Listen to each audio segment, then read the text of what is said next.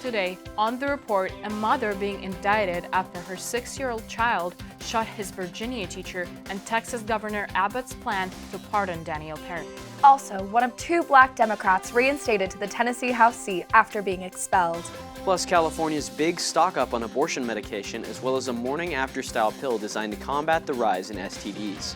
And San Diego's supervisor accused of sexual misconduct. The Report starts now.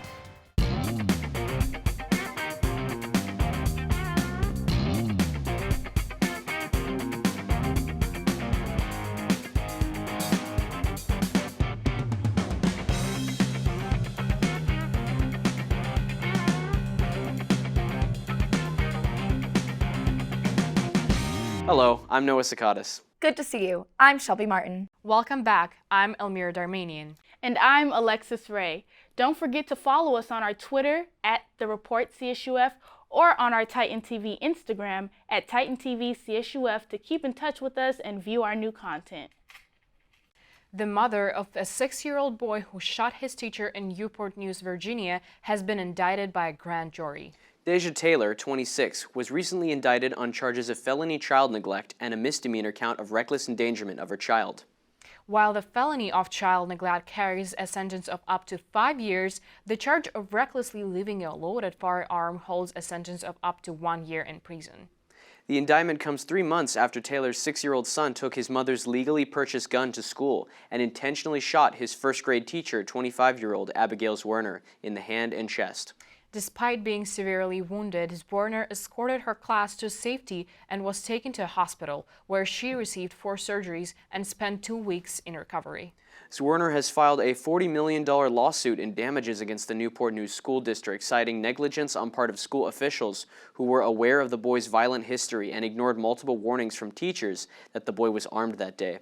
According to the boy's family, due to, quote, an acute disability, the child required a parent to attend school with him, but on the day of the incident, he was left alone.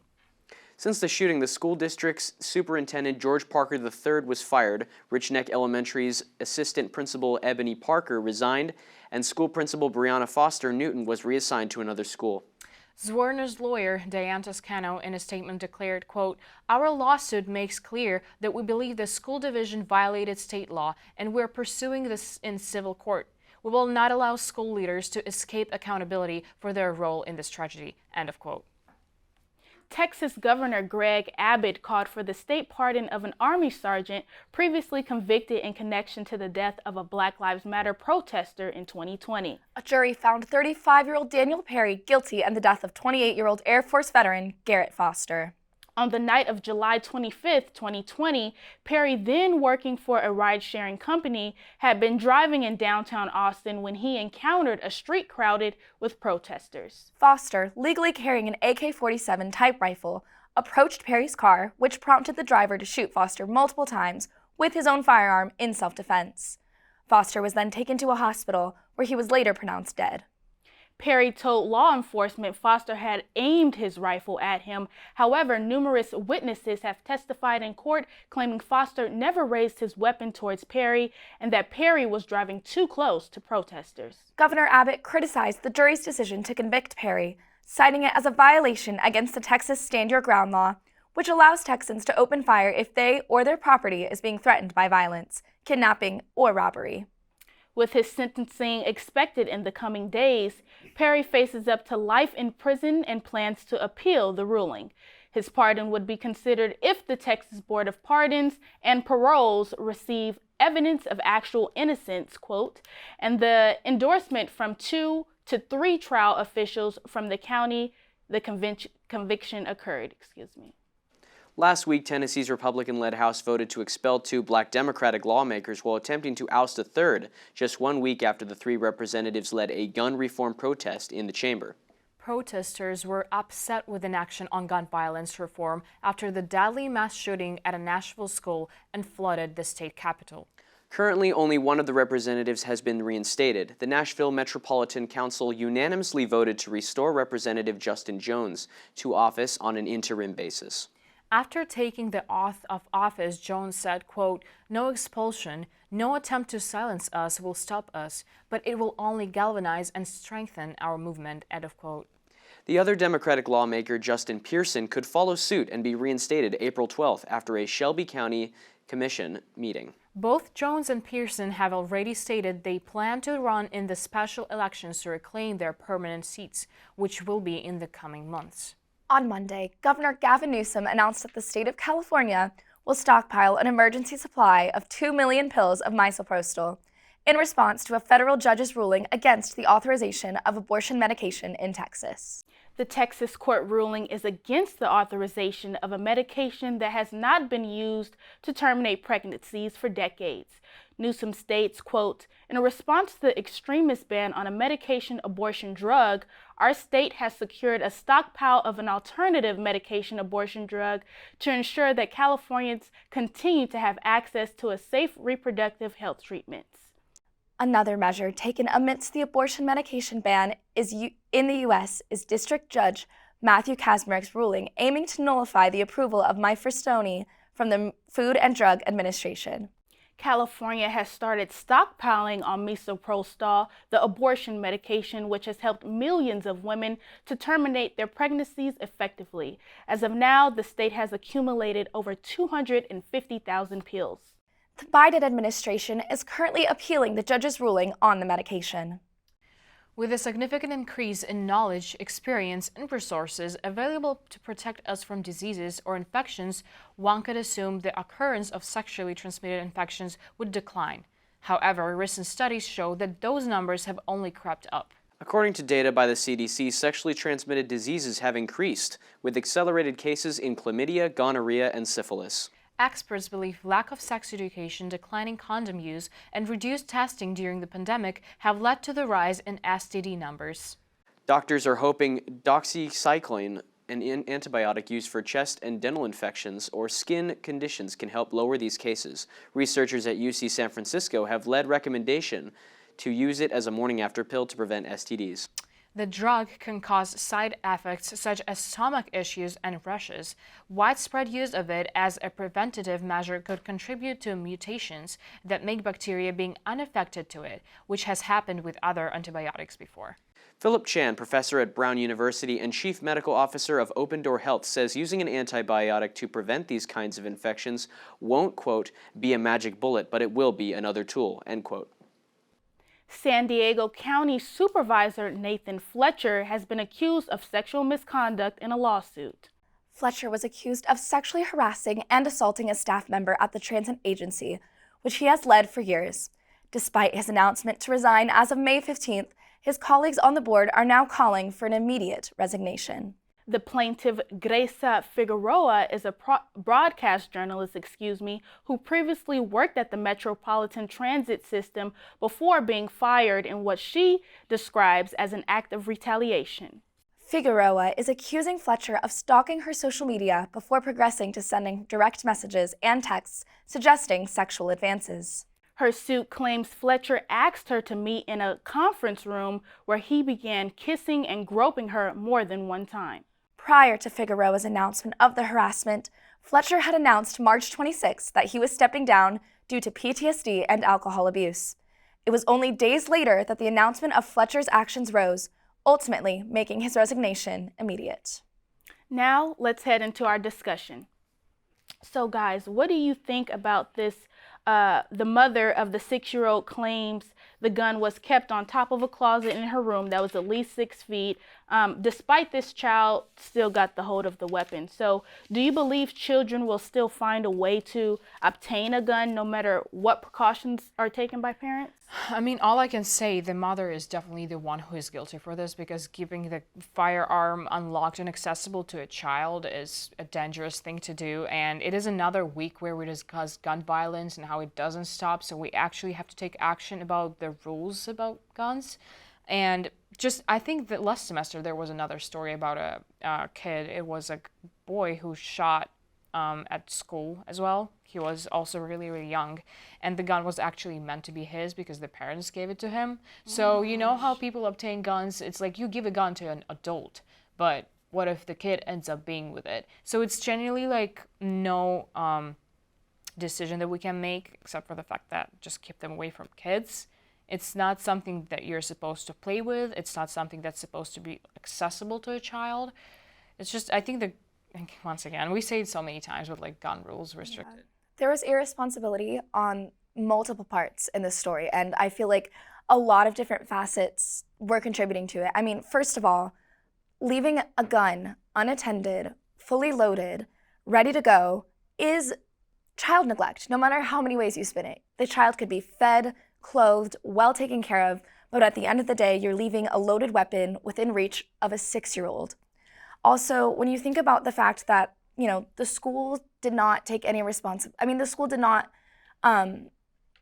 do their job fully. They didn't make sure that the student was attended. He had a disability. He was supposed to be with an aide. They didn't check to see what was in his bag. The parents didn't check to see what was in his bag. He shot his teacher, and he was able to do that because of the neglect on behalf of his parents and on the neglect on behalf of the school.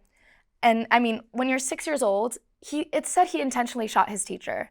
And at 6 years old, you can intentionally do things. You have free will. But at the same time, you don't fully grasp the ramifications of your actions yet. That part of your brain isn't developed yet. I agree with both of your statements. If you're a responsible parent, you will keep your guns safely out of the hands of your children and your loved ones. The mother didn't, from this story, it's possible that the mother didn't own a gun locker, which is essential for keeping your weapons out of the hands of irresponsible people and your children. When I was 6 years old, I was very curious and explorative. An object on a high shelf is not going to stop me. I would find a way. The mom was clearly irresponsible in this case, and she needs to be held accountable. Sorry, I feel like it's not only the mother, it's also kind of maybe the school and the mother both were kind of putting irresponsibility onto each other in a sense of like, mom would think, oh, they would take care of him, like, instead of me. And then the school will think, oh, he has a mother, she will take care of him. You know what I mean? So like, it's at one point, it's like understandable that putting responsibilities on each other, but yeah, the mother, it's obviously like, it's hard. Honestly, I don't like blaming people. But in this specific situation, it's hard not to because the child is like also like. He had violent tendencies beforehand, and the school mentioned that, and they had precautions ahead of time to make sure that something wouldn't happen. Exactly, and my thing is, we see in the research of this story, they said that teachers complained that same day that the child was carrying a weapon, and the head administrators failed to take action on. They did nothing. They knew, they heard the complaints, and they did nothing. And it's also important to think about, too, the fact that no matter how many gun safety laws we put into place, there's still a chance that a child could bring a gun to school. There's always going to be idiots, too. Yeah, and so that's why we need to have stricter background checks, stricter laws, and regardless, make sure that students and teachers are aware. That's true. Buy a gun locker. If you're a responsible gun owner, or if you even have a firearm and you have children, buy a gun locker. It's so easy. 75% of children who live in homes with guns know where they're stored. Yeah, that's true. What do you guys think about another story that we had? It's also connected with guns, but both Perry and Foster had the right to open carry their weapons according to the state law. So did safety lead them to kind of shoot, or what is your opinion on this whole incident? It's really hard in this case to say how, while witnesses attest to Foster not raising his firearm to Perry, which ultimately is the basis for the incident, the armed Black Lives Matter protesters from the 2020 George Floyd protests had associated at the time with several left-wing extremist groups that have proven to the public that they will lie in testifying for other individual incidents in several prior events. So it's clear that some of these people, I'm not saying all of them, some of these people have no respect for the justice system or for law enforcement, so they will lie in testifying to get somebody out. So if this man did aim his rifle at Perry, then it's possible that these people would lie like they did in previous events. Yeah, and then my thing is, why did, is it Perry or Foster? The protester, why did the protester have a rifle at supposedly a peaceful protest? I think that was completely out of line. And when I saw video and pictures, I was like, this man had it in front of him. So if he's coming up with a rifle and turns to any car, whether they're moving or parked, the passenger or the driver, of course, is going to be in fear. So I can kind of understand that point as well, because that he shouldn't have had a rifle at a protest. Absolutely not. I mean, we shouldn't even be able to carry around a military-grade weapon like that, just in general, you know? For sure. So what should should the House have power to expel a representative like this? Moving on to the Justin Jones being reinstated. So I'm all for, if a representative is out of line, then all representatives should have some type of say-so to say, hey, he needs to step down. But in this specific situation, I don't think Justin Jones should have been expelled. I think it was out of line, and I think the other representatives were in fear of what he was saying, because he was coming out and exposing their ills and their wrongs that they did, and I think they were just fearful and were like, we don't want him to expose anything else. Let's get him out of here. I completely agree with the fear part, because even the quote that I've stated throughout our filming when he said nothing will stop us and etc., it honestly sounds very persuasive and a little bit aggressive. So I would completely understand if people would not speak up against him. But also there is supposed to be someone who will step up, as you right, said. and stand for the people. Yeah. I mean, I think we've seen that enough. Justin Jones is truly for the people, and he just wants to see gun reform being enacted. I'm not very aware of the finer details of the expulsion, but I will say that the actions of the representatives and their passion for this should be commended. However, there has to be a better way than obstructing a formal legislation like this. I mean, I agree that their place is good and they have a good purpose, but there has to be a better way than obstructing a formal situation like the House of Representatives. I can agree to that point for sure. Maybe outside the chamber. Go Go ahead. ahead. To the issue on the abortions. Can this decision that we've talked about encourage other states to do the same? Stock up on birth control medication. I don't see the point when legally abiding pro-abortion states already have unlimited access to birth control. I respect the effort, though, by Governor Newsom, because he's clearly, I think, trying to stay relevant in today's political climate. I think, honestly, this might be a cry for attention for his future 2024 Democratic run if Joe Biden chooses to not run for re-election. Because, look, this is a pro-abortion or pro-women's health care state. There is already an unlimited access to women's health care and to birth control products. Him making this announcement right now, I think, because the other states have been so against the subject of abortion, I think this is just Governor Newsom trying to seek attention right now. I agree. And do you think this will affect the production of manufacturing of abortion medication? I think so. And the next story is also about abortion medication. Clearly. I think it is, because at the end of the day, I'm thinking on both sides. Here we are, if Governor Newsom is calling and saying, hey, we need 250,000 more pills, then they have to oversupply. Yeah. But then on the opposite side, all these states, going against it and saying, well, we're not going to have it. These abortion medication manufacturers can be put out of business if they're not producing enough pills. Right. If they're not keeping up with the demand. Right. It's all about supply and demand. We learn about that, in early high school. Yeah, talking about the next story and the negative effects, about the pill, the morning after pill. Am I saying it right? Yes, the morning after pill. Yeah.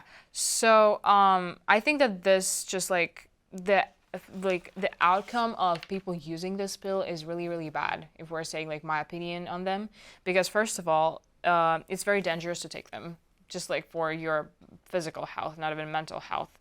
So women suffer from that. That's first. Second, the rise of STIs, STDs, and all this infections after the production of abortion pills rose as well. What do you think about it? Obviously, there is a connection between those because people are using less protection, and I think that sex education should be more spread and expanded in a sense, because people think that condoms and all those types of protections are protecting them against kids, from having to produce and have birth and impregnate someone. But in fact, all this protection is also for yourself, for your own safety, and to get away from the infections and everything. Exactly, and I think, like you said, the root of the problem is comprehensive sex education. Yeah. 19 states in our country right now teach abstinence-only education, which, honestly, when you look at the statistics and when you look at the research done, abstinence-only education only increases birth rates, teen pregnancies, and STDs. It's also known, it's a known study that 57% of teenagers will have had sex by the end of high school. And when you have the abstinence-only education, it only leaves them ill-equipped for safe sex. It leaves them more exposed to STDs. It leaves them more exposed to teen pregnancies because they don't have the knowledge to protect themselves. And, it's also been found that students who take abstinence pledges, like a lot of the schools when they do abstinence-only education, if they have students pledge to abstain, they are less likely to use contraceptives, but they will still have sex at the same rates as teens who do not take those pledges. And it's important to realize that, like we said earlier, about the 6-year-old and the gun, when a kid is told not to do something, they're still going to do it. It's like it's not even the kids; it's grown-ups also, because the amount of not accidental pregnancies, I don't know how to say it correctly, but the amount of people who get like unwanted pregnancy, right? Mm-hmm. The amount of grown women who get pregnant and they did not want a kid. Like, you knew what you were doing, you know what I mean? Right. So kind of about all kinds of protection, and why do you not care at this rate? Yeah.